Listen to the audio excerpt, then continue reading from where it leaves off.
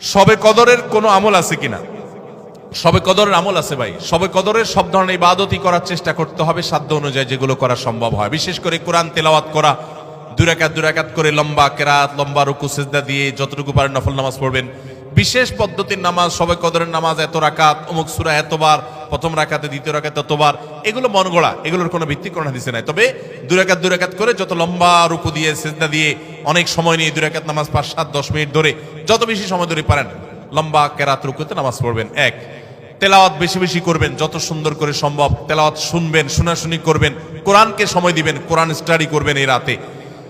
আর বিশেষ করে একটা দোয়া আম্মাদান আয়েশাকে রাদিয়াল্লাহু তাআলা আনহাকে নবী করিম সাল্লাল্লাহু আলাইহি ওয়াসাল্লাম শিক্ষা দিয়েছেন, আল্লাহুম্মা ইন্নাকা আফুউন তুহিব্বুল আফওয়া ফাআফু আন্নি। আল্লাহ আপনি ক্ষমাশীল, ক্ষমাকে ভালোবাসেন, আপনি আমাকে ক্ষমা করুন। আর আল্লাহর কাছে দোয়া, ইস্তেগফার, রোনাজারি, চোখের পানি ফেলা, গুনাহ মাফ চাওয়া, এগুলো করতে থাকবেন। দান সাদেকা করার সুযোগ থাকলে সেটাও করবেন। অর্থাৎ যে কোনো সাধারণ আমলই করবেন। হাদিসে বিশেষ করে এই দোয়াটার কথা বলা আছে, এটা আমরা লাইলাতুল কদরে পড়ব।